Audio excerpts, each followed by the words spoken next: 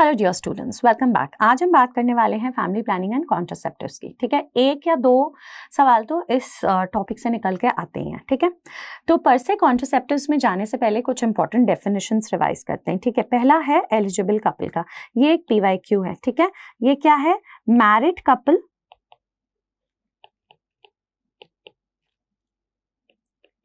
इन reproductive age group, reproductive age group क्या था? 15 to 49 years of as. ठीक है, 15 to 49 years of age in need of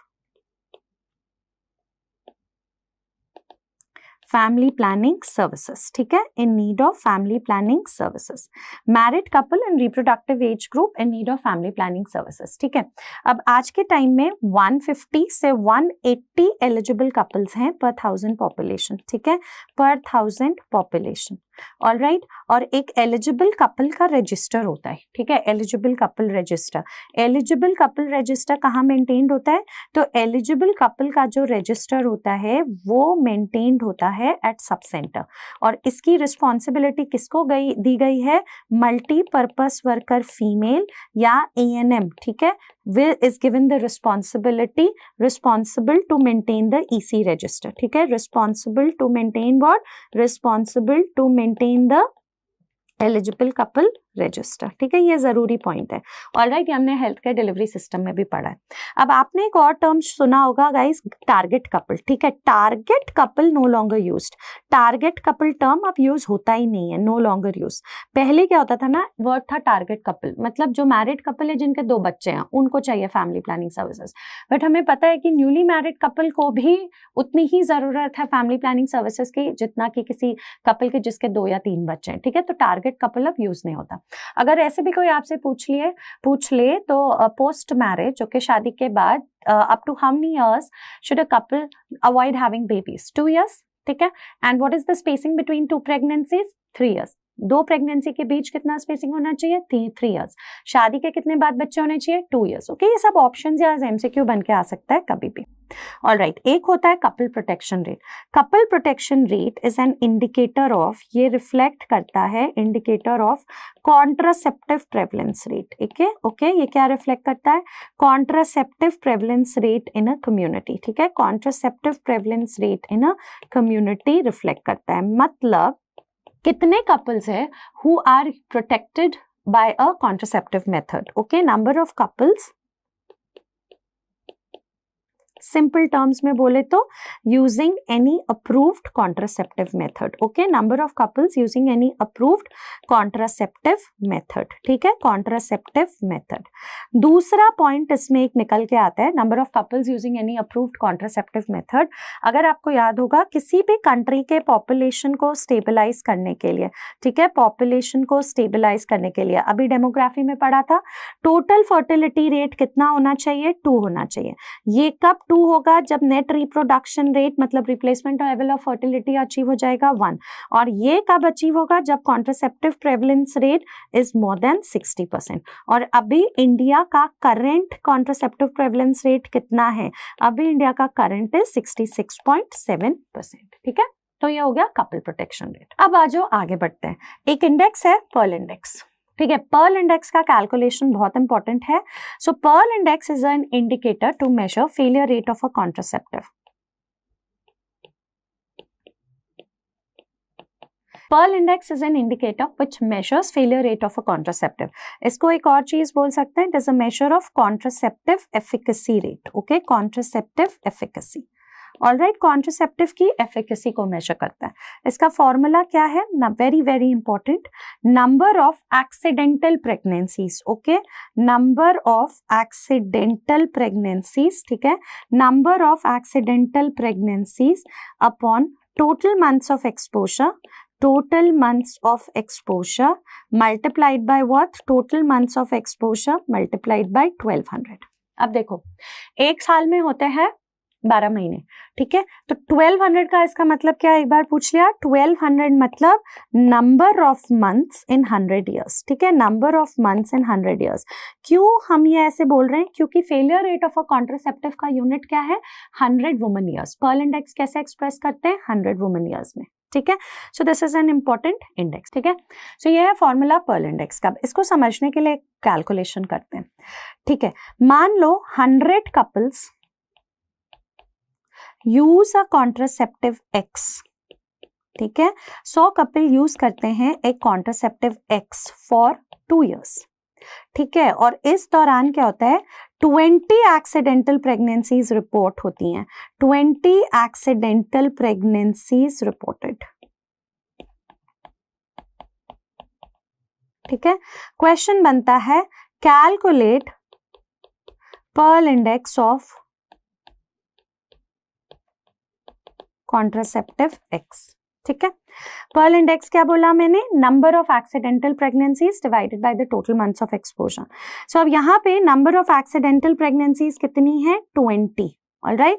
so number of accidental pregnancies report हुई 20, और total months of exposure कितना होगा, यहाँ पे कितने कपल्स हैं, 100, ठीक है।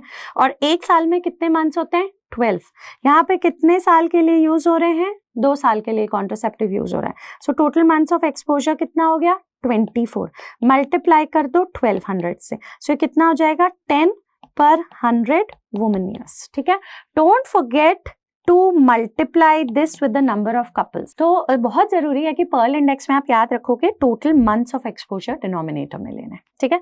एक और तरीका होता है कॉन्ट्रासेप्टिव एफिकेसी रिप्रेजेंट करने का, ठीक है। एक और तरीका होता है, उसको बोलते हैं लाइफ टेबल एनालिसिस, ठीक है।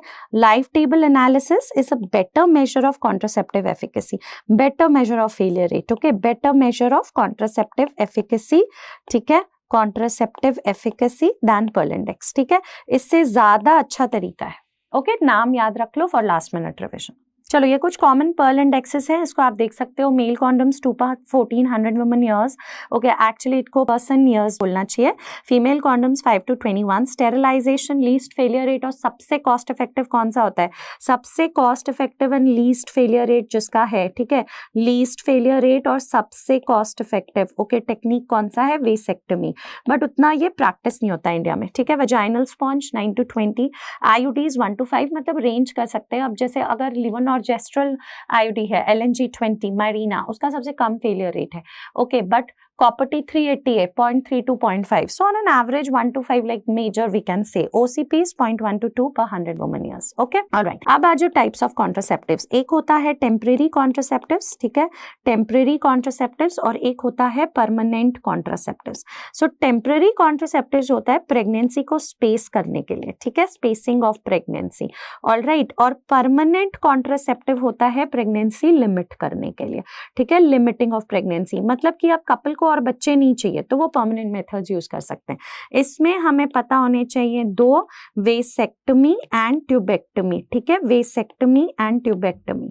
और टेम्परेरी मेथड्स में जैसे बहुत सारे अभी देखोगे, बैरियर मेथड्स हो गए, आईयूडीज हो गए, ठीक है। उसके बाद देखोगे हार्मोनल मेथड्स, हार्मोनल मेथड्स में डीपोर्ट फॉर्मुलेशंस हैं, पिल्स हैं, बहुत सारे हैं, ठीक है, पिल्स हैं, डीपोर्ट फॉर्मुलेशंस हैं। तो हमें सारों के कुछ कुछ 1 or 2 points last minute revision points पढ़ने हैं, ठीक है। तो शुरू करते हैं। अब ये देखो, ये कौन सा कॉन्ट्रासेप्टिव है, दिस टाइप ऑफ कॉन्ट्रासेप्टिव, ये है मेल कॉन्डम, ओके, ये है मेल कॉन्डम। मेल कॉन्डम कौन सा मेथड होता है, बैरियर मेथड होता है, ठीक है, बैरियर मेथड। कोई भी जो बैरियर मेथड होगा वो क्या करेगा, वो स्पर्म और ओवा को मेट नहीं करने देगा। Mostly used by males worldwide. और ये किससे बना हुआ है, it is made up of latex, ठीक है। ये किस नाम से मिलता है under national family welfare programme, so it is available by the brand name of, by the name Nirodh, ठीक है, निरोध के नाम से अवेलेबल है, निरोध के नाम से अवेलेबल है under national family welfare programme, ठीक है, freely till level of sub centre, freely till level of sub centre. ये बहुत जरूरी क्वेश्चन है कि कौन कौन से contraceptives level of sub centre तक फ्रीली मिलते हैं, ठीक है। तो इसमें एक हो गया निरोध। निरोध का जो दूसरा मतलब मीनिंग है, अगर कोई आपसे पूछ ले कि निरोध का मतलब क्या होता है, निरोध का मतलब होता है प्रिवेंशन, ठीक है, निरोध का मतलब होता है प्रिवेंशन, ऑलराइट। चलो अब नेक्स्ट आ जाओ। Male condoms are also provided under social marketing scheme to prevent to bring about behavioural change. Male condoms को कभी रीयूज नहीं करना चाहिए, फेलियर रेट आपको पता होना चाहिए। ये PYQ बन के आ सकता है कि most common cause of failure of male condom क्या है, इनकरेक्ट यूज, ठीक है। And number of condoms needed for effective protection in a year कितना है, 72, ठीक है। अब जो क्वेश्चन ज्यादा बनते हैं ना वो बनते हैं फीमेल कॉन्डम पे, ठीक है, वो बनते हैं फीमेल कॉन्डम। अब फीमेल कॉन्डम को कैसे आइडेंटिफाई करोगे? देखो, फीमेल कॉन्डम को आइडेंटिफाई करने के लिए 2 रिंग्स होता है, एक रिंग आउटसाइड द वल्वा होता है और एक रिंग सर्विक्स को कवर करता है। तो क्योंकि एक रिंग आउटसाइड द वल्वा होता है ना, it interferes with the sensation of sexual intercourse, so it's not that preferred also. Any which ways इसका फेलियर रेट ज्यादा होता है, ठीक है। इसको किसने इन्वेंट किया था? इसको it was invented by a person जिसको बोलते हैं, क्या नाम है, MD हेसल, ठीक है। और ये भी है बैरियर मेथड। बैरियर मेथड मतलब ये स्पर्म और ओवा को मेट नहीं करने देगा, ठीक है। One more point, male condoms HIV STD से प्रोटेक्ट करता है, बिल्कुल करता है, यहाँ पे लिख लो, ठीक है, प्रोटेक्ट्स फ्रॉम HIV STD, ठीक है, प्रोटेक्ट्स फ्रॉम HIV STDs, ठीक है। अब क्वेश्चन आता है क्या फीमेल कॉन्डम करता है STD HIV से प्रोटेक्ट करता है, ठीक है। Protects from what? Protects from HIV STDs। In fact जो फीमेल कॉन्डम्स है ना, ये वेजाइनल डायफ्राम का ज्यादा एरिया कवर करता है, तो ये स्लाइटली ज्यादा प्रोटेक्शन देता है, ठीक है। इट कैन बी रीयूज्ड, इसको वॉश करके इसको रीयूज भी किया जा सकता है फीमेल कॉन्डम को, ठीक है, वॉश करके इसको रीयूज भी किया जा सकता है, ओके। दूसरा एक सवाल आता है कि क्या नेशनल फैमिली वेलफेयर प्रोग्राम इसको फ्रीली प्रोवाइड कर रहा है? नहीं, बट ये किस प्रोग्राम के तहत फ्रीली मिल रहा है? Provided freely under national AIDS control programme, ठीक है, नेशनल एड्स कंट्रोल प्रोग्राम। किसको? To sex workers, okay, to commercial sex workers, CSW, ठीक है, उनको फ्रीली प्रोवाइड कर रहे हैं, क्योंकि बहुत बार कमर्शियल सेक्स वर्कर्स के क्लाइंट मेल कॉन्डम्स यूज नहीं करना चाहेंगे, तो उनकी प्रोटेक्शन के लिए at least they are getting this female condoms, okay, the commercial sex workers, ठीक है। सो ये आ सकता है। ऑलराइट, अब एक और पॉइंट देखो, not recommended under the national family welfare programme, recommended freely under national AIDS control programme. Male and female condoms को कभी भी साथ में नहीं यूज करना चाहिए, और इसमें ना pre lubricated with silicone as a spermicide, ठीक है। जैसे मेल कॉन्डम्स के साथ एक स्पर्मिसाइडल जेली या फोम कुछ यूज कर सकते हैं, but female condoms pre loaded होते हैं with spermicide, okay. So you don't need to, मतलब आपको एडिशनली एक स्पर्मिसाइड यूज करने का जरूरत नहीं है। Failure rate 5 to 21 per 100 woman years, reusable. और इसके लिए बहुत अगेन इसका टेक्निक सिखाना पड़ता है, इसको इंसर्ट कैसे करना है, ठीक है। सो इसीलिए नेशनल फैमिली वेलफेयर प्रोग्राम तो इसको फ्रीली नहीं प्रोवाइड कर रहा है, नेशनल एड्स कंट्रोल प्रोग्राम का। चलो अब देखो, all are true about female condom, should be used with a male condom, बिल्कुल भी नहीं। Invented by MD Hessel, yes. Offers protection against STDs, yes. Reusable, ठीक है। नेक्स्ट आ जाओ। अब ये क्या है? ये है एक डायफ्राम, ओके। ये क्या है? ये है एक डायफ्राम। डायफ्राम का दूसरा नाम क्या है? सर्वाइकल कैप, ठीक है, सर्वाइकल कैप। ये है डायफ्राम या सर्वाइकल कैप। अब ये क्या होता है? ये भी एक बैरियर मेथड है, ठीक है। इसको सिर्फ educated woman he kind of use कर सकती हैं, क्योंकि ना इन सबको इंसर्ट करने के लिए एक टेक्निक चाहिए, ठीक है, टेक्निक टू यूज, मतलब ट्रेनिंग देनी पड़ती है। पहले क्या करना है? इसको वजाइना में इंसर्ट करना है, then pushed gently to be placed over the cervix, okay, inserted in vagina, okay, inserted into vagina, फिर क्या है? then pushed gently to be placed over the cervix, ठीक है, then pushed gently, कहाँ पे प्लेस करने के लिए? pushed gently to be placed over cervix, ठीक है, to be placed over cervix, alright। so technique चाहिए यूज करने के लिए, ये कोई फ्रीली नहीं मिल रहा है under national family welfare programme, ठीक है, ये सेम चीज है, alright. This is a diaphragm, ऐसा पिक्चर आ सकता है सर्वाइकल कैप, ठीक है। इसको आप कैसे यूज करोगे? You can use with a spermicidal jelly, okay, use with a spermicidal jelly. इसको किससे यूज कर सकते हो? किसके साथ? एक स्पर्मिसाइडल जेली के साथ इसको यूज कर सकते हैं, इसका एक्शन बढ़ाने के लिए, ठीक है। So like I said, barrier method है, और ऐसे आपने देखा शैलो कप है ऑफ रबर और plastic. Technique of use I have told you, insert into vagina, push gently to be placed over the cervix, okay. Advantage, no side effects but and medical contraindication. Disadvantage, जैसे मैंने बोला, motivation and practice चाहिए on the part of the woman to insert and remove, privacy चाहिए, alright, can B reused, but बहुत जरूरी बात यह है कि इसको इसका मेन फैक्टर्स है, ओके, जो इसको नहीं as a very famous, as a very usable contraceptive इसको पुट नहीं करता। मतलब एक तो है that it has to be inserted before, prior to sexual intercourse, okay, inserted prior to sexual intercourse. देखो मैं क्या लिख रही हूँ, प्रायर टू सेक्सुअल इंटरकोर्स, ठीक है। Then has to be left 6 hours post ejaculation, then left for up to 6 hours post ejaculation, left for up to 6 hours post ejaculation. अब मान लो गलती से, if the woman forgets to take it out beyond 24 hours, ठीक है, अगर woman भूल गई इसको निकालना, if woman forgets to take it out, forgets to take it out by 24 hours or beyond 24 hours, it's a problem. Why? है तो foreign body, क्या कराएगा? Toxic shock syndrome. इसलिए यहाँ मैंने लिखा है if left in the vagina beyond 24 hours, it will lead to toxic shock syndrome. ठीक है. Another thing, does not protect from STD HIV. कितने सारे डिसएडवांटेज है? फेलियर रेट भी थोड़ा बहुत ज्यादा ही है, ठीक है, बट STD HIV से प्रोटेक्ट नहीं कर रहा है, मोटिवेशन एंड टेक्निक चाहिए यूज करने के लिए, और सबसे बड़ा बात, अगर उसको भूल के निकालना 24 आवर्स तक, it will lead to toxic shock syndrome.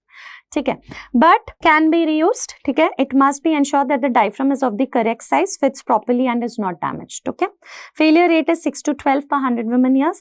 Diaphragm is not recommended under National Family Welfare Program, and it is also available by different names like cervical cap, vault cap, Vimule cap, something like that. Okay, now one thing that I want you to notice over here, diaphragm भी different sizes में मिलता है, इसीलिए diaphragm 6 to 12 है ना, इसका failure rate vaginal sponge से थोड़ा कम है. अभी आप vaginal sponge पढ़ने वाले हो, ये देखो, ये है vaginal sponge, ठीक है, vaginal sponge और जो diaphragm है ना, इसमें सब कुछ same to same है. Alright, इसका failure rate थोड़ा ज़्यादा है वजाइनल स्पॉन्ज का, वो भी मल्टीपैरस में ज्यादा है एज कम्पेयर टू नलीपैरस. अभी मैं बताऊंगी क्यों, पर एक बात को ध्यान रखना कि डायफ्राम डिफरेंट साइजेस में मिलता है, तो कैनाल के डायमीटर के अकॉर्डिंग डायफ्राम यूज किया जा सकता है. ठीक है, अब वजाइनल स्पॉन्ज, इसका पहला पॉइंट क्या है, ये भी है बैरियर मेथड. क्या है? Barrier method. ठीक है, किस नाम पे अवेलेबल है? This is available under the brand name. क्या लिखा हुआ है? ये अवेलेबल है अंडर ब्रांड नेम. ठीक है, इसका नाम क्या है? ये अवेलेबल है अंडर द ब्रांड नेम. क्या नाम है इसका? टुडे. ठीक है, available under the brand name today.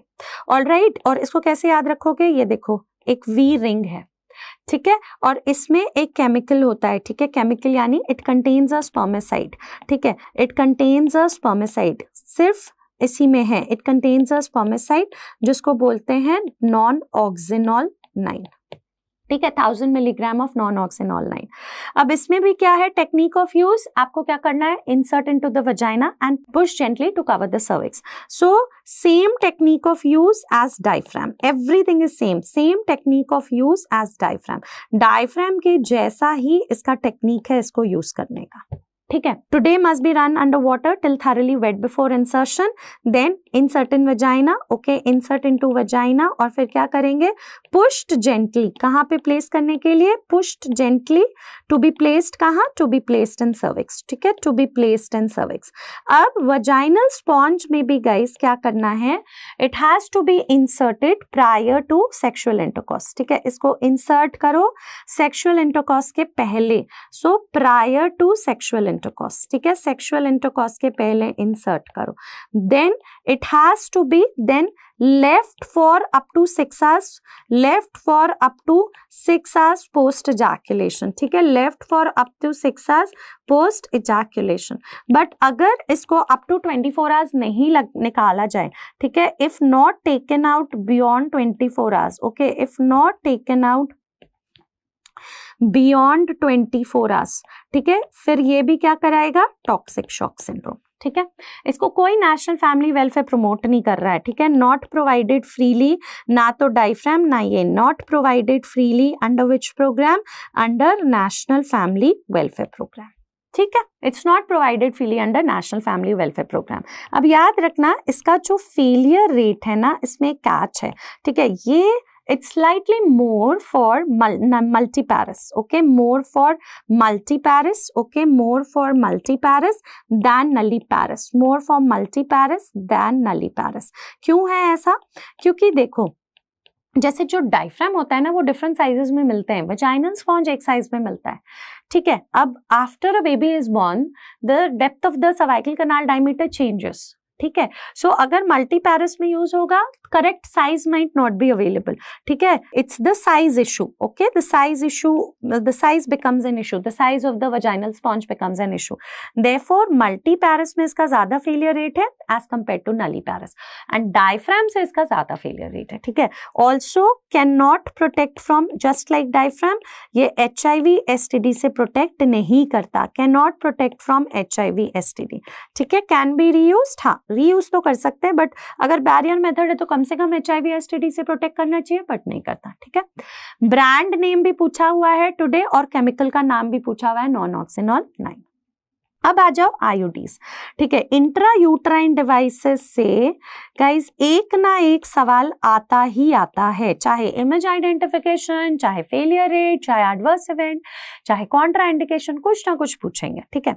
अब इसमें आ जाओ, सबसे पहले होता है फर्स्ट जनरेशन आईयूडीज जो कि इनर्ट है, non medicated, so we don't have to worry. जैसे ये है लिपीज लूप, ठीक है, ये है लिपीज लूप और ये है ग्राफेनबर्ग रिंग, ठीक है, बट ये इनर्ट है। दूसरा आ जाओ सेकेंड जनरेशन। सेकेंड जनरेशन क्या है? Medicated, copper containing. इसमें आपको 3 बहुत अच्छे से पढ़ना है। ये है कॉपर टी 380 है, ये है नोवा टी, ऑलराइट। नोवा टी यानी कॉपर टी 380, इसमें सिल्वर आयन यूज हो गया और ये यू शेप्ड और ब्लू रंग का धागा, ठीक है। तो ये क्या है रिविजन के लिए? मल्टी लोड, ओके, या इसको क्या बोलते हैं? Copper T 375। अब कोई मुझे बताएगा ये सब नंबर्स क्या है? सो रिमेंबर, जैसे मैंने बोला 380, दैट मीन्स इट इज, ये जो नंबर्स है ना, they denote surface area of copper wire. Like ये है 380 millimetre square of copper wire, तो ये इंडिकेट करते हैं surface area of copper wire, okay, which is wound in the horizontal and vertical stem. So surface area of copper wire wound on this stem, ठीक है, surface area of copper wire wound on stem, तो on stems. तो जैसे यहाँ पे 380 है, that means ये कितना है? 380 millimetre square of copper wire wound है। यहाँ 375 है, मतलब 375 millimetre square of copper wire wound है, ठीक है। एक और क्वेश्चन पूछते हैं इनके शेल्फ लाइफ, ठीक है, अभी मैं वो बताती हूँ। अब ये देखो, कॉपर का फंक्शन क्या है आईयूडी में? enhances foreign body reaction, cellular response in endometrium, affects enzyme in the uterus, alters cervical mucus, thus affecting sperm motility, capacitation and survival. Also guys, ये kind of barrier method ही है. It's not letting the sperms and ova meet. Also interferes in implantation. Hormonal particularly interferes in implantation. ठीक है. Lower expulsion rate है copper devices का, copper EQ. Lower incidence of side effects है like bleeding and pain. Lower failure rate or increased contraceptive effectiveness. Easier to fit. Effective as postcoital contraceptive. If inserted within 3 to 5 days of unprotected intercourse. ये हमने पढ़ा है ना कि अभी मतलब revise भी करेंगे, ये है बेस्ट इमरजेंसी कॉन्ट्रासेप्शन अगर इसको इंसर्ट किया गया up to 5 days of unprotected sexual intercourse, ठीक है। So advantage of copper wire, पर मैंने आपको बोला एक क्वेश्चन इससे बनता है शेल्फ लाइफ, ठीक है, शेल्फ लाइफ। तो शेल्फ लाइफ में क्या है? कॉपर टी 380A, ठीक है। तो ए क्या होता है? ए होता है sizes, ABCD sizes, different sizes में मिलते हैं। इसका शेल्फ लाइफ है 10 years, okay. 0.3 to 0.5 per 100 women years का फेलियर रेट है, ठीक है। नोवा टी, नोवा टी क्या है? नोवा टी है कॉपर टी 380AG, इसका शेल्फ लाइफ है 5 years, ठीक है। ऑलराइट, फिर एक multi load, okay, multi load, multi load, multi load क्या है? कॉपर टी 375, ठीक है, जिसमें ब्लू रंग का धागा है, ठीक है, इसका शेल्फ लाइफ भी 5 years है, ओके। एक और बहुत इंपॉर्टेंट क्वेश्चन, कौन से कॉपर डिवाइसेस फ्रीली मिलते हैं under national family welfare programme, ठीक है। Name the copper devices freely available under national family welfare programme, ठीक है। सो कौन कौन सा है? Copper T 380A and copper T 375, ठीक है। ये दोनों फ्रीली अवेलेबल है, कहाँ पे? ये दोनों फ्रीली अवेलेबल है under national family welfare programme, ठीक है, under national family welfare programme दोनों फ्रीली अवेलेबल है, ठीक है, याद रखना। चलो अब आ जाओ थर्ड जनरेशन। थर्ड जनरेशन क्या है? हार्मोनल आईयूडीज है, ठीक है। थर्ड जनरेशन क्या है? हार्मोनल आईयूडीज है या मेडिकेटेड आईयूडीज है जिसमें हार्मोन है, ठीक है। अब इसमें 2 बहुत इंपॉर्टेंट पढ़ने हैं हमें, एक है LNG-20 या LNG-20 को क्या बोलते हैं? मायरीना, ठीक है, या बोलना है प्रोजेस्टा, और एक और होता है प्रोजेस्टासर्ट, ओके, प्रोजेस्टासर्ट। ऑलराइट, अब आ जाओ LNG-20 या मायरीना की बात करते हैं, ठीक है। सो यहाँ पे आ जाओ, हार्मोन्स इन आईयूडी क्या करता है, ठीक है। Hormones in IUD increase viscosity of cervical mucus, prevent sperm from entering the cervix, make endometrium unfavourable to implantation due to high progesterone and low oestrogen, ठीक है। So interferes with implantation obviously, ठीक है। Copper containing devices का भी एक function है, hormones का भी एक फंक्शन है, सो आपको ये पढ़ना है। ऑलराइट, अब देखो ये क्या है? मायरीना। कैसे आइडेंटिफाई करोगे? ये हार्मोनल है, इसमें कोई ब्राउन कलर का कॉपर वायर नहीं है, कंप्लीटली व्हाइट है और ये थोड़ा सा टिल्टेड है, ठीक है। इसका जो हॉरिजॉन्टल स्टेम है वो थोड़ा सा कर्व्ड है। मायरीना contains 52 milligram of levonorgestrel, but it releases 20 microgram of levonorgestrel per day, इसीलिए इसको क्या बोलते हैं, LNG20। शेल्फ लाइफ इसका 5 से 7 साल है, ठीक है। अपर लिमिट ले सकते हो 7 years। अब इसका याद रखना लीस्ट फेलियर रेट है, सबसे कम फेलियर रेट है out of all, least failure rate out of all IUDs. Okay, कितना है, 0.1 to 0.2 per 100 women years। Okay okay. Progestasert क्या है, ये completely kind of straight white है। इसको क्या बोलते हैं, 38 मिलीग्राम ऑफ प्रोजेस्ट्रॉन है, but 65 microgram per day release करता है, इसीलिए शेल्फ लाइफ इसका 1 year है। अब याद रखो कि माइरिना वगैरह फ्रीली नहीं मिलता नेशनल फैमिली वेलफेयर प्रोग्राम में, ठीक है। ऑलराइट, अब देखो copper T has a shelf life of 10 years, ये हमने कर लिया। की पॉइंट्स, ये कुछ पीवाईक्यू के लिए 1-liners है, जैसे कौन सा आईओडी है जिसका एक्सपल्शन रेट सबसे कम है, प्रोजेस्टा सर्ट, हाईएस्ट है Lippes loop, removal rate lowest again Progestasert, but highest is levonorgestrel, ठीक है, LNG20, but lowest pregnancy rate levonorgestrel के साथ है, highest pregnancy rate of course first generation IODs के साथ होगा। चलो अब साइड इफेक्ट, इसमें हम लोग कुछ लास्ट मिनट पॉइंट याद करेंगे, जैसे साइड इफेक्ट्स पढ़ना है या adverse event, contraindications and timing of insertion, ठीक है। Side effect, most common side effect reported with IOD insertion क्या है, most common side effect, most common side effect guys bleeding होता है, ठीक है। बट ये जो ब्लीडिंग है ना, ये किस तरीके का ब्लीडिंग है, ये है बेसिकली फिजियोलॉजिकल ब्लीडिंग, मतलब ये होता ही होता है, ब्लीडिंग होगा फॉर 2 to 3 months। तो आपको क्या करना है, वुमेन को रीअश्योर करना है, reassurance, and you can also put her on iron tablets, ठीक है, put on iron tablets for कितना months, put on iron tablets for 2 to 3 months। Second most common side effect, okay, second most common side effect कौन सा है, second most common side effect है pain, ठीक है, pen, but याद रखना pain is also the most common cause of removal, pain is also the most common cause of removal, सबसे common cause है removal का भी, most common cause of removal of IUD, ठीक है, removal का भी सबसे important cause है pain, ठीक है। ऑल राइट, क्योंकि इनकरेक्ट साइज का कॉपर्टी लगा दिया, पेन कॉज करेगा ही। Third is PID, remember pelvic inflammatory diseases. Now current PID तो एब्सोल्यूट कॉन्ट्राइंडिकेशन है कॉपर्टी लगाने के लिए, ठीक है। अगर किसी को हिस्ट्री ऑफ PID है वो रिलेटिव कॉन्ट्राइंडिकेशन है। कोई भी फीमेल जिसका मल्टीपल सेक्सुअल पार्टनर है उसको कभी आईओडीज मत लगाना, PID प्रेसिपिटेट होने का चांस है, ठीक है। So that is again the third problem. तो कोई भी वुमेन जिसके मल्टीपल सेक्सुअल पार्टनर्स है उसको IUCD नहीं रेकमेंड करना है, because it can lead to precipitate PID, ठीक है। उसके बाद आ जाओ, और क्या क्या हो सकता है, स्पॉन्टेनियस एक्सपल्शन हो सकता है, ठीक है, spontaneous expulsion, wrong size insert हो गया है, ऑफ IUD इंसर्ट हो गया है तो एक्सपेल भी कर सकता है। दूसरा क्या हो सकता है कि पोस्ट डिलीवरी यूजुअली, ठीक है, कभी कभी IUDs अगर इंसर्ट होते हैं तो एक्सपेल कर जाते हैं, ठीक है। परफोरेशन ऑफ यूट्रस हो सकता है, इवन ट्रेन्ड हैंड्स में, मतलब ट्रेन्ड एक्सपर्ट्स भी यूट्रस को परफोरेट कर सकते हैं, perforation of uterus, there is still chance, okay.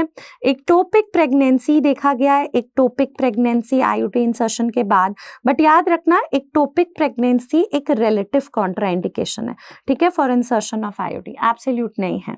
और फिर एक और है ectopic pregnancy, yes, pregnancy in situ, मतलब प्रेगनेंसी आकर हो सकता है, not ectopic but actually pregnancy in situ.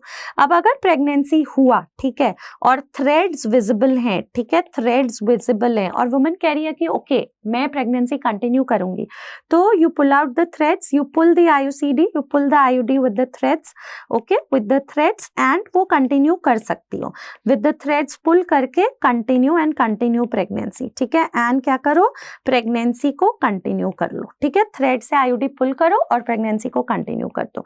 But अगर मान लो थ्रेड्स नहीं विजिबल हैं, ठीक है, अगर मान लो थ्रेड्स विजिबल नहीं है, ठीक है, तब क्या करना है, rule any possible intrauterine complication, ठीक है, कोई भी इंट्रायूट्राइन कॉम्प्लिकेशन, इंट्रायूट्राइन कॉम्प्लिकेशन, ठीक है, इंट्रायूट्राइन कॉम्प्लिकेशन रूल आउट करने के बाद ही वो कंटिन्यू करेगी। बट याद रखना IUCD लगने के बाद अगर प्रेगनेंसी होती है ना 50% स्पॉन्टेनियस अबॉर्ट हो जाता है, मतलब 25% ही मतलब कोई बिना किसी नुकसान के can come out, okay, but usually baby abort हो जाता है, ठीक है, स्पॉन्टेनियस अबॉर्शन हो जाता है। So that is again a problem with IUCD। Next आ जाओ कॉन्ट्राइंडिकेशंस। अब इसमें मतलब कौन कौन सिचुएशंस में, ये तो स्टार चैप्टर है, स्टार मार्क पॉइंट है, एब्सोल्युटली कॉन्ट्राइंडिकेटेड है। Suspected pregnancy, relative under medical surveillance, anaemia, क्यों? क्योंकि सबसे कॉमन साइड इफेक्ट ब्लीडिंग था, तो अगर वुमेन अनीमिक है या मेनोरेजिया है तो हमें ध्यान से IUD लगाना है। PID current, okay, current PID absolute है, but history of PID since last pregnancy क्या है? रिलेटिव है। वजाइना से अगर ब्लीडिंग हो रहा है एब्सोल्यूट है, अगर सर्विक्स से डिस्चार्ज आ रहा है रिलेटिव है। फिर यहाँ पे क्या है? Cancer of the cervix, uterus, adenoma, other pelvic tumours. यहाँ पे क्या है? Distortion of the uterus, any congenital malformation, fibroids and all, वो सब रिलेटिव कॉन्ट्राइंडिकेशन। अनमोटिवेटेड पर्सन, इसके अलावा गाइस प्रीवियस इक्टोपिक प्रेगनेंसी अब रिलेटिव कॉन्ट्राइंडिकेशन है, ठीक है। प्रीवियस इक्टोपिक प्रेगनेंसी क्या है? रिलेटिव कॉन्ट्राइंडिकेशन है, it's not an absolute contraindication, ठीक है। कॉन्ट्राइंडिकेशंस हो गया। एक और लास्ट मिनट रिविजन के लिए इंपॉर्टेंट है टाइमिंग ऑफ IUCD इंसर्शन, ठीक है, टाइमिंग ऑफ IUCD इंसर्शन। अब देखो टाइमिंग इंपॉर्टेंट इसलिए क्योंकि इसमें एक तो अपडेट आया, ठीक है। अब क्या कहते हैं ना कि IUCD can be inserted, alright, can be inserted up to 48 hours post vaginal delivery, okay, और कॉन्करेंटली विद C-सेक्शन, ठीक है, और कॉन्करेंटली C-सेक्शन के साथ भी लगा सकते हैं, कॉन्करेंटली विद C-सेक्शन। अगर पहले 48 आवर्स में नहीं लगाया गया, ठीक है, it can be inserted up to 48 hours post vaginal delivery और कॉन्करेंटली विद C-सेक्शन और आफ्टर 6 weeks ऑफ डिलीवरी। पहले क्या होता था गाइस, ये बहुत इंपॉर्टेंट है, पहले क्या होता था कि IUCD बीच में लगा सकते थे अप टू 7 days, ठीक है, या अब 48 आवर्स के बाद भी। बट अब क्या बोलता है गवर्नमेंट ऑफ इंडिया कि या तो 48 आवर्स ऑफ डिलीवरी के विद इन लगा दो, C-सेक्शन के साथ साथ लगा दो, या फिर आफ्टर 6 weeks ऑफ डिलीवरी लगाओ। Very very important timing of IUCD insertion. But अगर आपसे कोई पूछ लिया कि बेस्ट टाइमिंग क्या है ऑफ IUCD इंसर्शन, सबसे अच्छा टाइमिंग क्या है, तो क्या वो ये है आफ्टर डिलीवरी? नहीं, बेस्ट टाइमिंग है during menses, okay, during menses.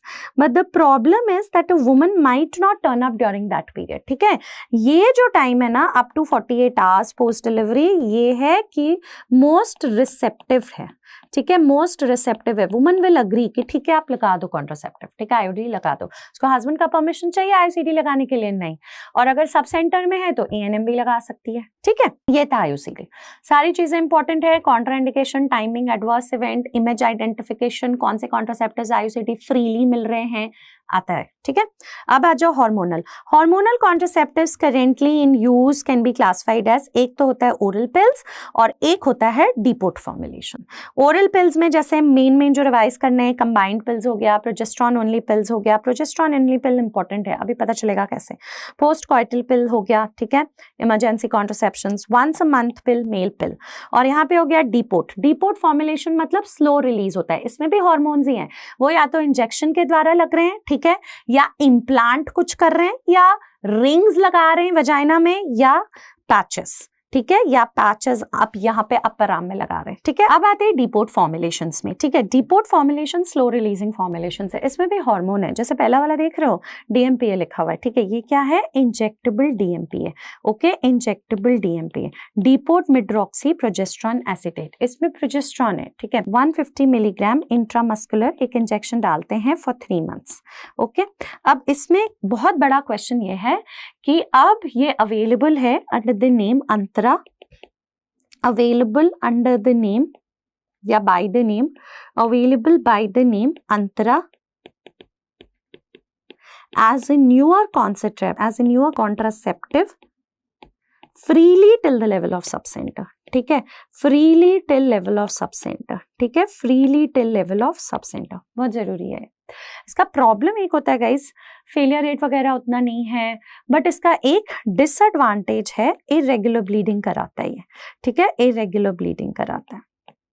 Okay अब इसे क्वेश्चन बन के आता है, एक तो ये अंतर आएगा, दूसरा मान लो इसको हर 3 महीने पर वापस इंजेक्शन लेने आना है, अब ये नहीं आई तो क्या करोगे?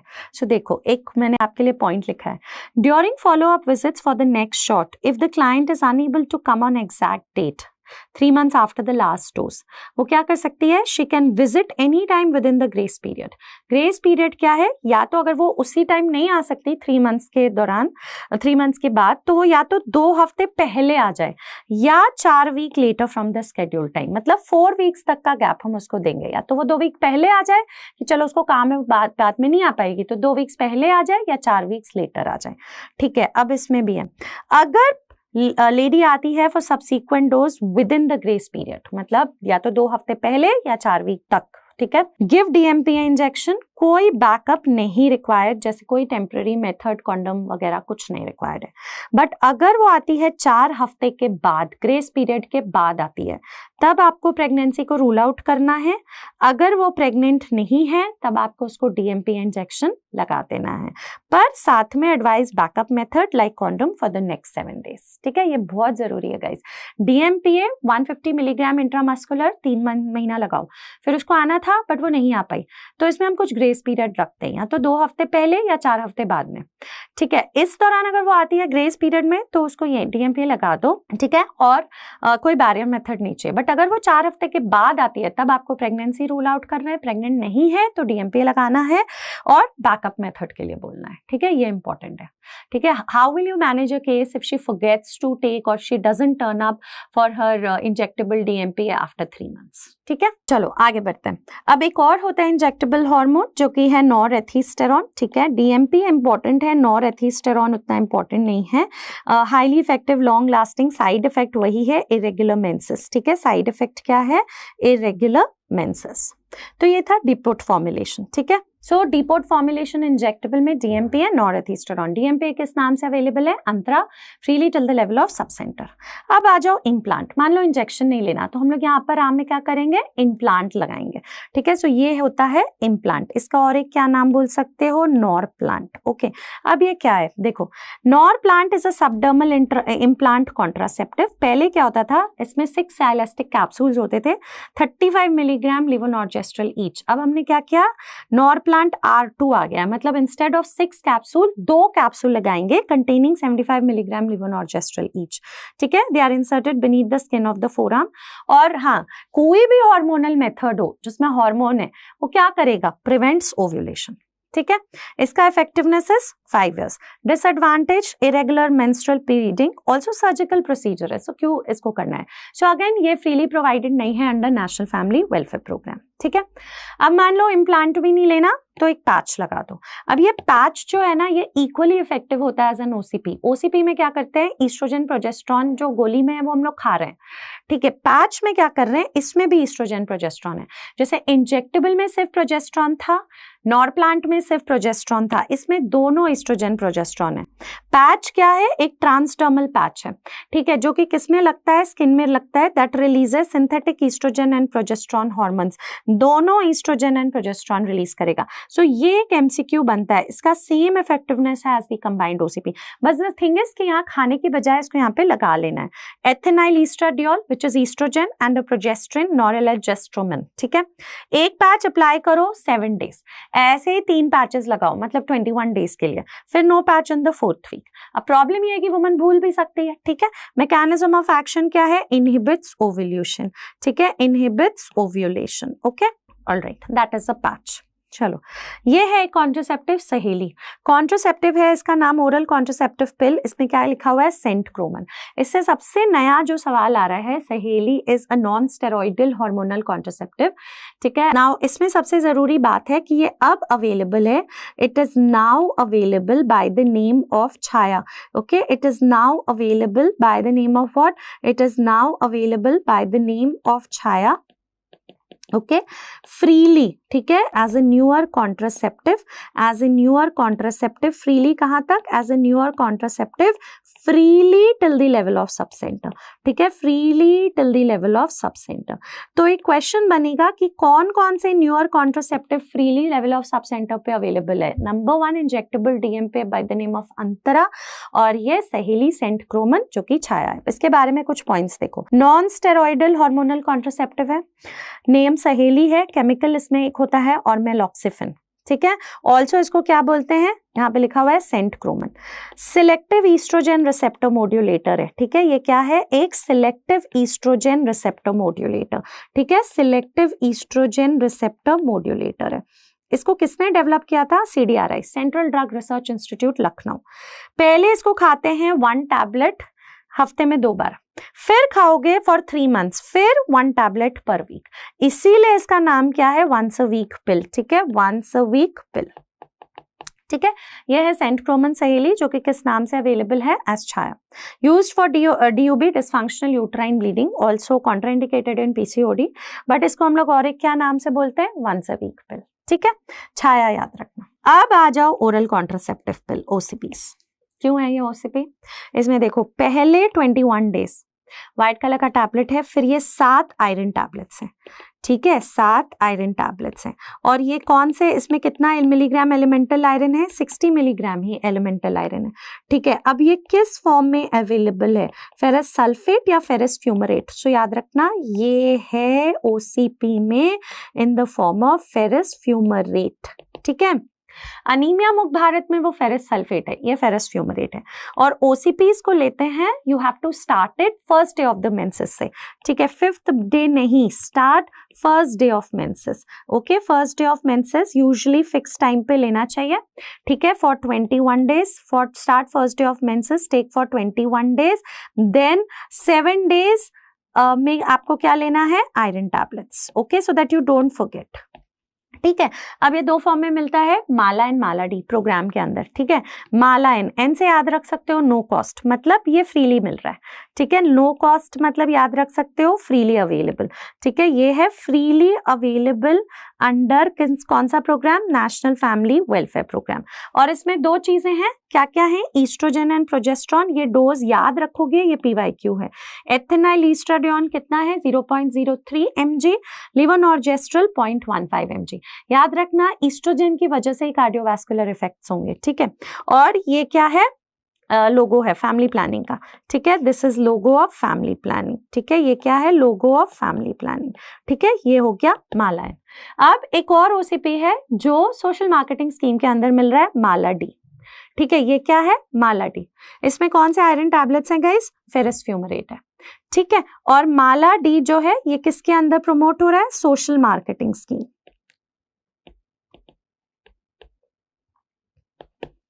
ऑलराइट।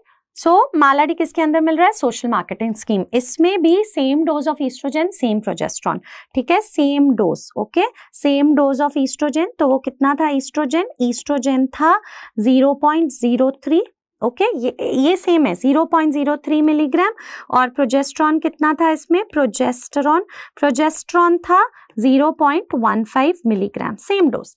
और आयरन टैबलेट्स भी होते हैं, ठीक है, माला डी। अब एक ये बस नॉलेज के लिए देख लो, और मतलब 1 मिनट नजर भी मार सकते हैं कि अगर आपको कभी दिखा Femilon is ultra low dose OCP, ये मार्केट में मिलता है। और इसमें जैसे यहाँ पे देख रहे हो ना, एथेनाइल ईस्ट्राडियोन, ईस्ट्रोजन कितना हो गया है 0.02 मिलीग्राम, और हमने कम कर दिया।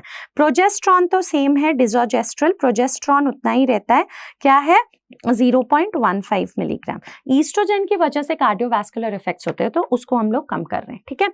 अच्छा, याद रखना कि ये सारे OCPs वगैरह का मैकेनिज्म ऑफ एक्शन एक ही है गाइस, ओव्यूलेशन को इनहिबिट करेगा, ठीक है। क्या इनहिबिट करेगा, inhibits ovulation. OCP can be advise safely to a woman in which of the following conditions, breast cancer, congenital hyperlipidaemia, liver disease, PID, of course PID।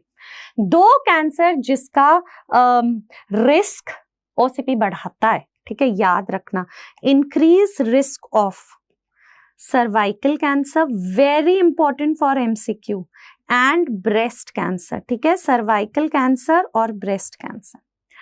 Decrease the risk of, और decrease मत बोलो, protective for बोल सकते हो, ठीक है, ज्यादा बेहतर रहेगा। प्रोटेक्टिव किस कैंसर के लिए, एक हो गया ovarian cancer, protective for ovarian cancer and endometrial cancer, ठीक है, एंडोमेट्रियल कैंसर। हाइपरलिपिडीमिया सब तो कराता है, ओसीपी खाने से मेटाबॉलिक डिस्टर्बेंसेस हो जाते हैं, लिवर डिजीज, ठीक है, हेपेटोसेल्युलर कार्सिनोमा। पीआईडी में क्या नहीं लगाना चाहिए, आईओसीटी, ओसीपी तो दे दो, ठीक है। Contra indications very very important, star mark लगाओ। एब्सोल्यूट में है ब्रेस्ट और जेनाइटल्स का कैंसर, ठीक है, अभी मैंने बोला सर्वाइकल कैंसर और ब्रेस्ट कैंसर बढ़ाता है। लिवर डिजीज क्योंकि इसका साइड इफेक्ट है हेपेटोसेल्युलर कार्सिनोमा, तो लिवर डिजीज में बिल्कुल नहीं लगाना है। प्रीवियस और present history of thromboembolism, cardiovascular disturbances, ठीक है, cardiac abnormalities, congenital hyperlipidemia, undiagnosed abnormal uterine bleeding, very very important, ठीक है, ये सब एब्सोल्यूट कॉन्ट्राइंडिकेशन है। बट कुछ रिलेटिव है मेडिकल सर्विलेंस, जैसे अगर कोई एज ओवर 40 इयर्स है, क्योंकि उसमें सीवीडी होने का चांस ज्यादा होता है, स्मोक कर रही है, 35 इयर्स है, माइल्ड हाइपरटेंशन है, लिवर डिजीज की जगह रीनल डिजीज है, केस ऑफ एपिलेप्सी, माइग्रेन है, very important, nursing woman in the first 6 months बिल्कुल नहीं देना है, क्योंकि ये किससे इंटरफेयर करेगा, लैक्टेशन से। Diabetes, mellitus, gall bladder disease, ये सारे रिलेटिव कॉन्ट्राइंडिकेशंस है, ठीक है। नॉन कॉन्ट्रासेप्टिव बेनिफिट पीवाईक्यू है, it protects against benign breast disorders, not breast cancer but benign breast disorders, मतलब फाइब्रोएडेनोमास वगैरह, ovarian cyst, okay. Iron deficiency anaemia, iron की गोली दे रहे हैं, osteoporosis, PID, ectopic pregnancy, again IUD सोच समझ के लगाना है, ये तो ठीक है, नॉन कॉन्ट्रासेप्टिव बेनिफिट प्रोटेक्ट कर लेता है। Ovarian cancer, endometrial cancer, also used in DUB. Does it protect from HIV STD? No, ठीक है, obviously no protection from HIV STD, ठीक है, कोई प्रोटेक्शन नहीं है फ्रॉम एचआईवी एसटीडी, ठीक है। सारे सवाल है गाइस लास्ट मिनट रिविजन के लिए इंपॉर्टेंट है। कॉन्ट्राइंडिकेशंस हो गया, ठीक है, नॉन कॉन्ट्रासेप्टिव बेनिफिट हो गया। अब देखो एक एडवर्स इवेंट भी देखेंगे, उससे पहले एक और देखते हैं, मैनेजमेंट ऑफ मिस्ड पिल, ठीक है, यह है स्टार टॉपिक। क्वेश्चन आता है, मान लो ओसीपी को कैसे खाना है, मैंने बताया फर्स्ट डे ऑफ साइकिल से शुरू करना है, ठीक है, 21 डेज खाना है, फिर आयरन टैबलेट खाना है, तो हर रात एक लेडी 10 बजे खाती है, ठीक है। अब क्या हो गया, वो कहीं बाहर चली गई, अपना पैकेट लेके नहीं गई, अब भूल गई 1 या 2 पिल खाना, कोई दिक्कत नहीं है, take 1 pill as soon as possible और take 2 pills at this schedule time, no risk of pregnancy, ठीक है। जैसे उसको मान लो आज 10 बजे खाना था, वो भूल गई, कल 2 बजे उसको याद आएगा, वो जो लेटेस्ट मिस्ड था उसको खा लेगी और बाकी अपना पैक कंटिन्यू करेगी, या अगले ही रात उसको याद आता है कि अरे मैंने पिछली रात वाला भी नहीं लिया, वो 2 पिल एक साथ खा सकती है। दिक्कत कहाँ आता है, अगर वो 3 या 3 से ज्यादा पिल भूलती है। अब उसमें भी 2 चीजें हैं, फर्स्ट या सेकेंड वीक में भूली है या थर्ड वीक में भूली है। तो अगर वो 3 या 3 से ज्यादा पिल भूलती है पहले या दूसरे हफ्ते में, या एक नया पैक उसने शुरू कर दिया है 3 दिन बाद, तो क्या करना है, टेक, क्या वो तीनों के तीनों पिल एक साथ खा लेगी? नहीं, वो तीनों की तीनों पिल एक साथ नहीं खाएगी, वो एक पिल लेगी एज सून एज पॉसिबल, ठीक है, और फिर वो कंटिन्यू करेगी विद द स्केड्यूल्ड पिल, ठीक है, ये नहीं करेगी कि तीनों पिल एक साथ खा लेगी, जो सबसे लेटेस्ट लिस्ट था वो खाएगी और स्केड्यूल पिल कंटिन्यू करेगी। बट हाँ, एक बैरियर मेथड यूज होगा फॉर द नेक्स्ट 7 days, ठीक है।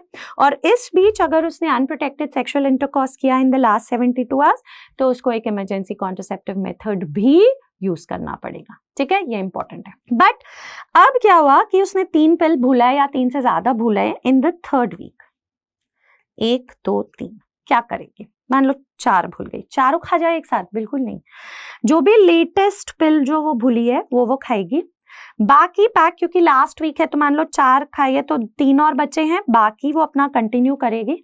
बट फिर क्या करेगी, नॉन हार्मोनल पिल फेंक देगी, that has to be discarded, वो नहीं यूज करेगी। Start a new pack in the next day only, जैसे उसके ये 3 खत्म होते हैं ना, रिमेनिंग जो बचे थे पिल्स ओसीपी, तब वो न्यू पैक शुरू कर देगी। और अगर इस बीच उसने सेक्सुअल बैरियर मेथड यूज करना है 7 days, और अगर सेक्सुअल इंटरकॉर्स किया है last 72 hours, use emergency contraceptive method, ठीक है, बहुत जरूरी है ये गाइस।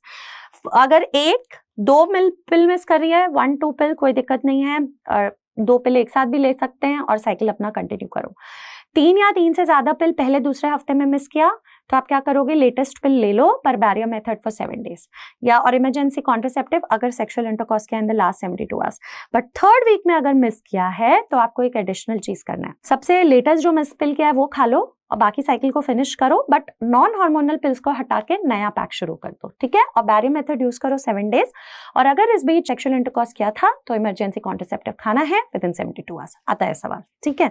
देखो, in case a woman on OCP forgets to take pills on 3 consecutive days, तो क्या करेगी? 3 टैबलेट खाएगी? नहीं। Take 2 pills each for the remaining cycle, क्यों? सिर्फ takes 3 pill on the next day, बिल्कुल भी नहीं। Continue with the next pill, but ये जो हुआ है इसके लिए क्या करना है? So use the barrier method for the rest of the cycle.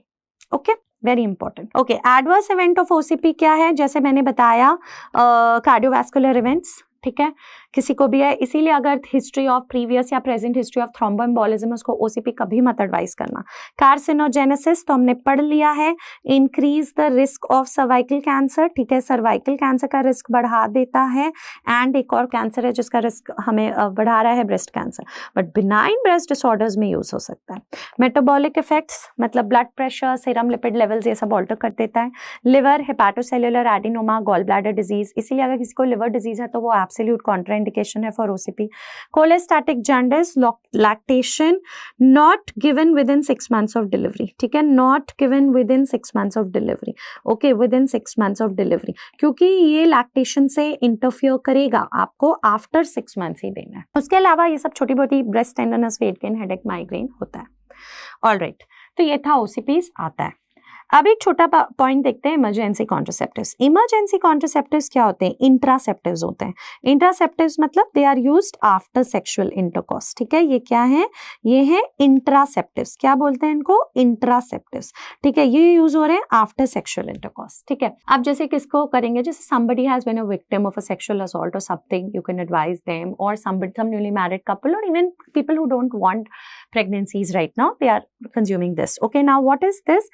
This is a levonorgestrel pill, levonorgestrel only pill, okay, levonorgestrel only pill। so इसको levonorgestrel only pill भी बोलते हैं, आई पिल भी बोलते हैं, या इसको एक और चीज बोलते हैं अनवांटेड 72, ठीक है, अनवांटेड 72। इसमें एक सिंगल टैबलेट है 1.5 मिलीग्राम, ठीक है, और ये कब तक लेना है? इसमें एक सिंगल टैबलेट है 1.5 मिलीग्राम, जिसको लेना है with in 72 hours of unprotected sexual intercourse, ठीक है। बट ये बेस्ट नहीं होता गाइस, ये मोस्ट प्रेफर्ड है, ठीक है, इजिली अवेलेबल हो जाता है and people can just go and take it, it's not associated with any major side effect. But what are the other methods of contraception emergency and which one is the best one? So you have a Yuzpe method. Yuzpe method क्या होता है? Combined OCPs. पहले ये use होता था, अब नहीं होता, लाइक हो सकता है but it's not that preferred. Ulipristal, ये क्या है? Selective progesterone receptor modulator, mifepristone. Mifepristone में कैच है guys, mifepristone actually anti abortion pill है, और it's an abortion pill basically, ठीक है, अबॉर्शन में यूज होता है। उसमें इसका डोज 600 है। अब क्या हुआ है ना कि रिसर्च ने देखा है कि अगर हमने मीफेप्रिस्टोन को 200 मिलीग्राम भी यूज किया तो इस डोज में भी it can work as an emergency contraception, ठीक है, 200 मिलीग्राम में भी it can work as an emergency contraception.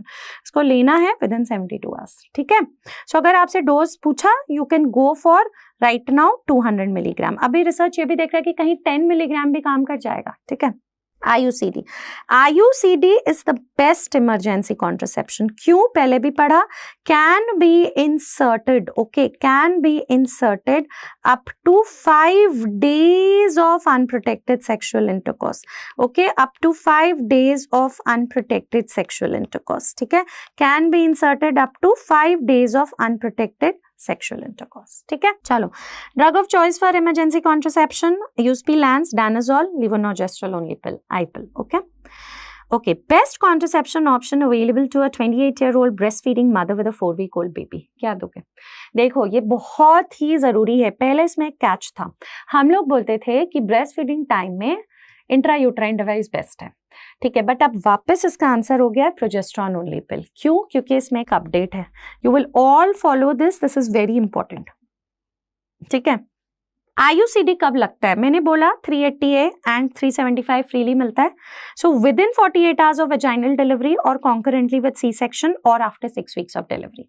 पहले ये बीच में भी लग जाता था, अब तो या तो 48 आवर्स या क्योंकि एक्सपल्शन का चांस होता है ना, या फिर आफ्टर 6 वीक्स। सो अब ये ब्रेस्ट फीडिंग में प्रेफर्ड नहीं है, ठीक है। इंजेक्टेबल डीएमपीए दे सकते हैं। ये ब्रेस्ट फीडिंग में 6 वीक्स आफ्टर डिलीवरी दे सकते हो, नॉन ब्रेस्ट फीडिंग में तो पहले भी दे सकते हो। कंबाइंड ओसीपी बिल्कुल नहीं, ब्रेस्ट फीडिंग में तो आफ्टर 6 मंथ्स ही देना है, बट अगर due to any reason woman is not breast feeding, so any time on days 21 to 28 after giving birth, ठीक है, 21 से 28 after giving birth. But question बनता है POP, progesterone only pill, breast feeding हो चाहे नॉन ब्रेस्ट फीडिंग हो, इसको कब देना है? 6 वीक से पहले देना है, दे सकते हैं, दे सकते हो। सो ब्रेस्ट फीडिंग वुमन के लिए क्या है चॉइस? अब आंसर क्या लिखोगे? प्रोजेस्टेरॉन ओनली पिल। चाहे वुमन ब्रेस्ट फीडिंग है चाहे नॉन ब्रेस्ट फीडिंग है, इसको आप 6 हफ्ते से पहले भी दे सकते हो, ठीक है। फिर दूसरा है एक weekly oral pill Chhaya, breast feeding non breast feeding, इसको भी दे सकते हो after delivery, any time after delivery, just like POP, पर पीओपी का फेलियर रेट कम है। फीमेल स्टेरिलाइजेशन कब करते हैं? Within 7 days of delivery और आफ्टर 6 weeks, ठीक है, या तो 7 days ऑफ डिलीवरी कर दो या फिर 6 हफ्ते बाद। But point to be noted, breast feeding woman progesterone only pill 6 हफ्ते लाइक आफ्टर डिलीवरी में भी इसको दिया जा सकता है, बिफोर 6 weeks, ठीक है। All right, coming to the last thing, permanent methods, vasectomy, tubectomy. Now vasectomy में कितना vas deferens is removed and the ends are ligated? More than 1 centimeter. पहला question. I told you it's the most cost effective, least failure rate है इसका, ठीक है। Safer simple procedure, minimum length of vas cut for effective sterilization is at least 1 centimeter. Advice क्या दोगे? Advice देखो, advice होता है ना कि एक बहुत बड़ी बात है जिसमें एक update भी है कि post vasectomy the couple is not immediately sterile, the male is not immediately sterile. You have to tell him that he has to use a barrier method, ठीक है, उसको barrier method यूज करना है for 3 months, ठीक है, या एक update है, और कितना इजैकुलेशंस फ्री? जब तक कि वो 20 इजैकुलेशंस फ्री ना हो जाए, अप टू 20 इजैकुलेशंस फ्री, ठीक है। ऑलराइट, ओके, पहले ये 30 था, 20। पर most common cause of failure of vasectomy in India क्या है? Misidentification of vas deferens, okay, misidentification of vas है, misidentification of vas, you won't be able to identify this, ठीक है। So misidentification of vas deferens, that is the not wrongly identified, okay, that's the most common cause of failure for vasectomy in India. All right, now come to what is the eligibility criteria for a man, married or ever married, the age should be below 60 years, at least 1 child more than 1 year of age, not 2 child, 1 child, although population policy 2 बच्चे पे believe करता है, but for sterilization 1 child more than 1 year of age. No history of sterilization of self or spouse, that means failure of sterilization past में है तो फिर नहीं कर सकते, ओके। साउंड माइंड होना चाहिए, बट अगर कोई मेंटली इल है, they can be certified by the psychiatrist and statement on soundness of mind will be provided by the legal guardian और the spouse. So you can get a conventional vasectomy done, ये कराएगा trained MBBS doctor, और एक non scalpel vasectomy ये भी train MBBS doctor कर सकते। Failure rate 0.15 है, it's the least failure rate show करता है। Operative complications, pain and infection हो जाता है कई। Sperm granules they appear after 10 to 14 days, eventually subside. Autoimmune response भी होते हैं, but they carry no clinical significance. Psychological spontaneous recanalization, sometimes you can get this as an MCQ क्योंकि vasectomy important है। All right, female sterilization की भी eligibility है, so eligibility कौन करा सकता है? Married or ever married, but 22 to 49 years. Reproductive age females है, so 49 years. 1 child more than 1 year of age. No history of sterilization of sound mind, but अगर mentally ill है तो certified होना चाहिए by psychiatrist and legal guardian से statement on soundness of mind मिलना चाहिए। Mini lab trained MBBS doctor भी कर सकता है, बट आजकल लैप्रोस्कोपिक स्टेरिलाइजेशन होता है जो DGO MD MS कोई भी कर सकता है। Timing of sterilisation postpartum between 24 hours to 7 days of delivery, ठीक है, ये पूछते हैं। इंटरवल स्टेरिलाइजेशन भी होता है within 7 days of menstrual period. Actually interval sterilisation ये लाइक जैसे कॉपर टी किस टाइम लगता है ड्यूरिंग मेंसेस, वैसे ही 7 days ऑफ मेंस्ट्रुअल में इंटरवल स्टेरिलाइजेशन हो सकता है, ठीक है। ये टाइमिंग ऑफ स्टेरिलाइजेशन, ठीक है। अब कुछ गोल्डन पॉइंट्स बताती हूँ आपको, ठीक है। अगर कोई आपसे पूछ ले कि contraceptive of choice, okay, contraceptive of choice, ठीक है, ड्यूरिंग ब्रेस्ट फीडिंग, सो हमने क्या लिखा? ड्यूरिंग ब्रेस्ट फीडिंग क्या है? Even early than 6 weeks, okay. So क्या है ब्रेस्ट फीडिंग में? Progesterone only pill. Contraceptive of choice for couples who meet occasionally, okay, for couples in long distance or for couples who meet occasionally, ठीक है, who meet occasionally, all right, इसमें क्या है जो occasionally मिलता है. Now इसमें अब लगाओगे IUCD क्योंकि इसका failure rate कम है as compared to barrier method, ठीक है, failure rate is lower. Contraception of choice for newly married healthy couple, ठीक है, for newly married healthy couple. So newly married healthy couple के लिए क्या है, न्यूली मैरिड हेल्दी कपल के लिए ओरल कॉन्ट्रासेप्टिव पिल, ठीक है, कुछ भी पूछ सकते हैं. Alright, so that was it. Contraceptives important है गाइस. हमने इसको ऐसे रिवाइज किया है कि सारी चीजें जो PYT या PYQs थे कवर हो चुके हैं, उसको जरूर देख के जाना, ठीक है. Thank you so much.